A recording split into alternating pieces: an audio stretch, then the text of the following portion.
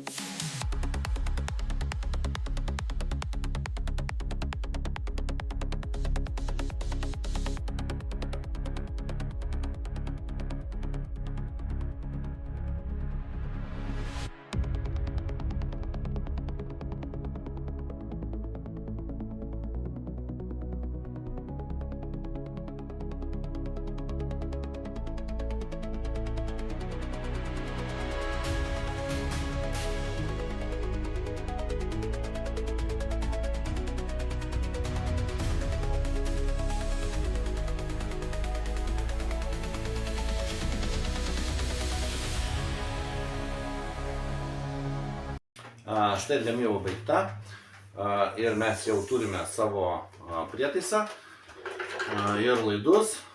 Tiesa, šitą laidą turėjau, o šitos du laidus teko pasigaminti. Štai kaip atrodo pati panelė. Pabandykime tiesiog prijungti prie maitinimo. Pirmiausia, turime prijungti maitinimo laidą prie tinklo ir šitas jungiklis gaus apšvietimą.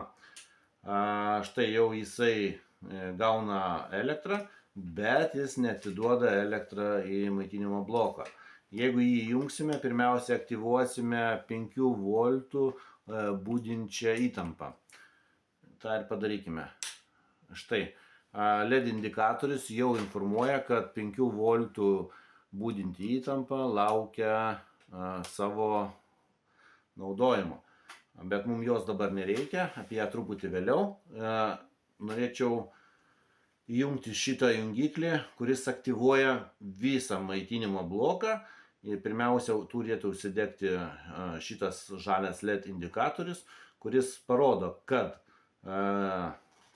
maitinimo blokas gauna įtampą, tada vyksta patikrinimas, ar visa įtampa tvarkinga ir už kokių pusę sekundės turėtų užsidegti šitas raudonas indikatorius. O tik tada užsidegs visi voltmetrai. Aišku, mes tai labai gal nepastebėsime, nes labai viskas vyksta greitai, bet gal bus galima išvelgti. Taigi, vis dėlto matosi, kad raudonas LED indikatorius truputį vėlavo, bet jis greit patikrino viską ir mes dabar turime visas įtampas, kurias atvaizduoja voltmetrai, jie yra linijom. Matome visas įtampas, kurios yra sujungtos su lizdais ir aš nuvedžiau tokias linijas, kad nesusipainiotų. Aišku, surašiau dar čia papildomai, bet žinot, kai būna paskui sudeginę, ką nors, tai iš eilės sužymėjau tai. Pirmiausia, sudėjau 2 išvadus žemės, tai yra nulis įtampos, kur yra angliškai žymima GND arba tokiu ženklu. Toliau eina 3,5 volto, pagal liniją eina šičia. Tai va, matome šitas žalias indikatorius. Toliau eina 5 voltai, linija šičia, tai va čia 5 voltai ir čia yra 12 voltų, tai yra šitas indikatorius. O šitame indikatoriuje aš sujungiau 3 įtampas, kurios visos 3 eina per ampermetrą ir tik tada į voltmetrą. Dar norėjau prijungti ledus, bet čia į priekį truputį nusimačiau, bet dabar nebereikalingai padariau. Ir dar vienintelė paskutinė įtampa, tai yra minus 12 voltų. Taip teisingai išgirdote, tai yra minus 12 voltų, tai yra žemiau GND. Na, elektronikai tai, manau, supras. O ant vieno lizdo pajungti visas 3 įtampas man padėjo šitie 2 jungikliai. Aišku, būtų gudriau turėti kažkokį mantrų sukantį reguliatorių, kuris tiesiai jungtų 1 arba 2 arba 3 įtampą, bet kadangi aš jo neturėjau, tai aš panaudojau šios. Pavyzdžiui, jeigu jungiklis įjungtas į viršų, tai va, kaip ir pažymėta 3,5 volto, tai jis tiek ir dega. Jeigu jungsiu į apačią, jisai aktyvuos šitą jungiklį, o šitame jungiklyje įjungtas šiuo metu yra 5 voltai. Tai iš 3 pasidarys 5. Pasižiūrim. Va, matome, pasidarė 5 voltai, bet jeigu dabar šitą perjungsiu į viršų, bus 12. Štai turime 12 voltų įtampą. Ir būtent tą išvadą aš padariau per ampermetrą, kad būtų galima pasitestuoti, koks prietaisas kokią srovę naudoja. Taigi, pažiūrėkime. Kadangi esame pasidarę 2 laidus, vieną ilgą, metro ilgumo laidą ir turime trumpą laidą. Daugiausiai naudojame trumpą laidą, bet kartais prireikia ir ilgą laidą. Šiuo metu panaudosime trumpesnį ir patikrisime, ar viskas veikia tinkamai.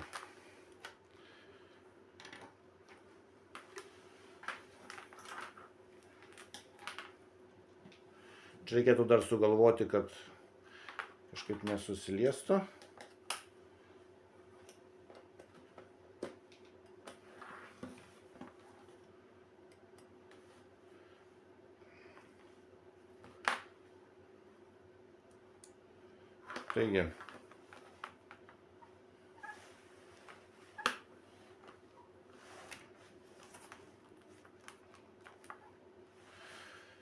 Taigi turime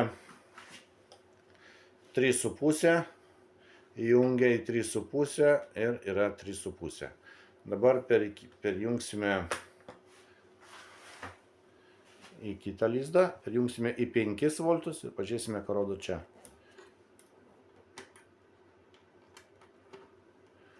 Viskas rodo 5, reiškia išvadas geras.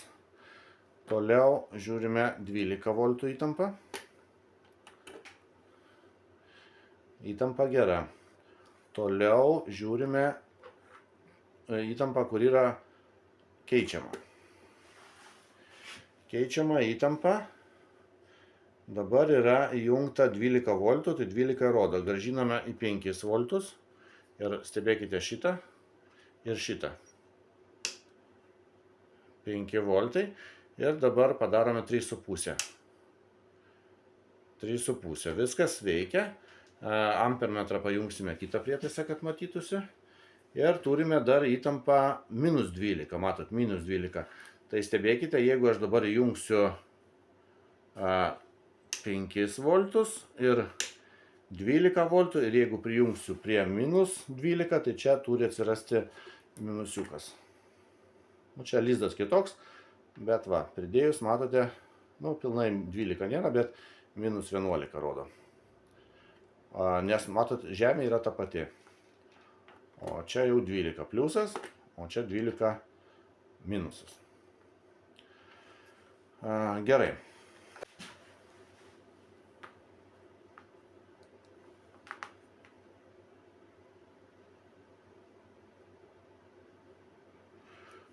Veikia. Dabar pajungime per ampermetrą.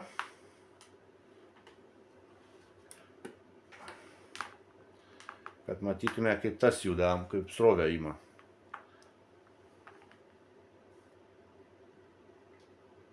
Jisai yra tik tais 5 vatai. Tai paimkime didesnę lemputę, kad tas turėtų per kelis pakilti. O. Gerai. Jeigu pajungsime ventiliatorių, be abejo, jisai suksis.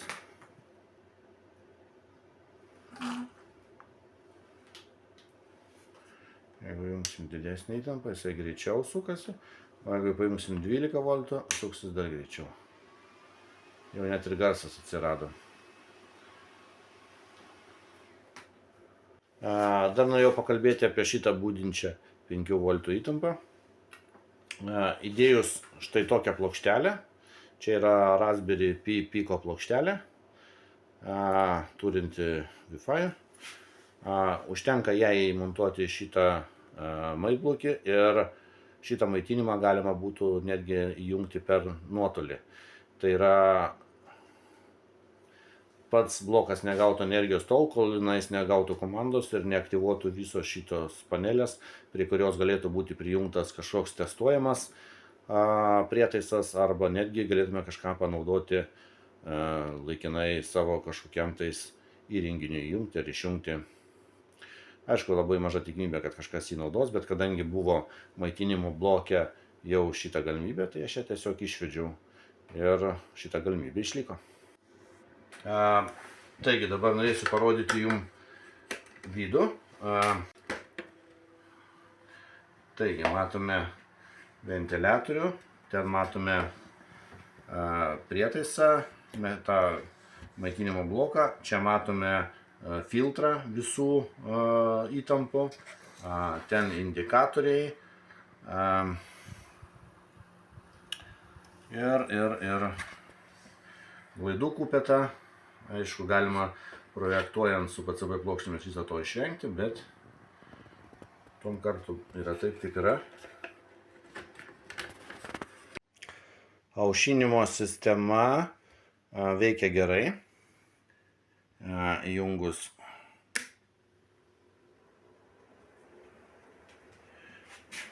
veikia gerai.